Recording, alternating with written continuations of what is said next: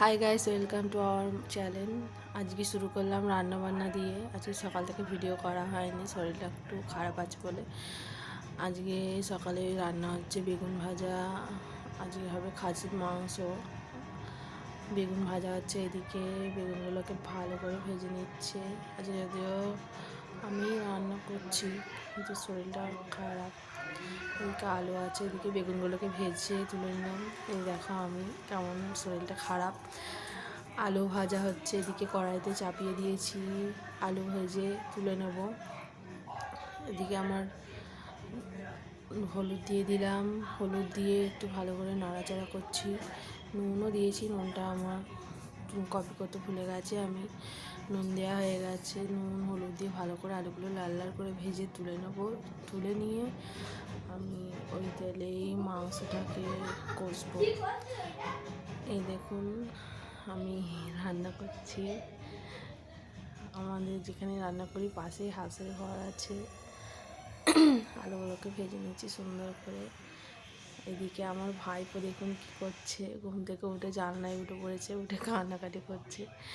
এদিকে পেঁয়াজ টমেটোটা তেলে দিয়ে দিয়েছি, দিয়ে ভাজা ভাজা করে নেবো। একটু লাল ব্রাউন কালার হলে আমরা মশলাটা দিয়ে দেবো।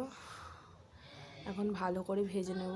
ভেজে নিয়ে মশলাটা দিয়ে দিলাম, মশলাটা দিয়ে ভালো করে কষে নিয়ে মাংসটা দিয়ে দেবো। আজকে শুধু দুপুরে রান্নাবান্নার ভিডিওটাই করেছি, আর সেরকম কিছু করা হয়নি। খাওয়া দাওয়ারও ভিডিও করা হয়নি, আর কিছু ভিডিও করা হয়নি। মাংসটা ভালো করে কষিয়ে, মশলাটা কষিয়ে মাংসটা দিয়ে দেবো। এবার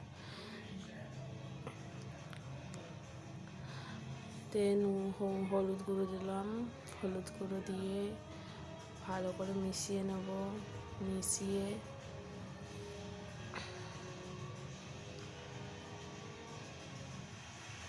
ভালো করে মিশিয়ে নিচ্ছি। এদিকে আদা রসুনটা ভালো করে কষিয়ে নিতে হবে, যাতে আদা রসুনের কাঁচা গন্ধটা চলে যায়। একদম ভালো করে তেল ছাড়া অবধি কষাবো। কষিয়ে মাংসটা দিয়ে দিয়েছি, মাংসটা দিয়ে এখন ভালো করে কষিয়ে নিচ্ছি।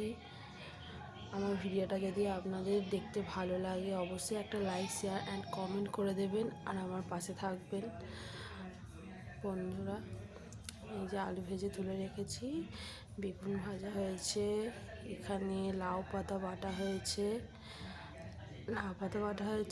আর এখানে খাসির মাংসটা হচ্ছে।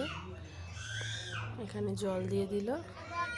সো গাইস, কালকে আবার একটি নতুন ভিডিও আসবে। আজকের অবধি সবাই সুস্থ থাকবেন, ভালো থাকবেন। Good bye.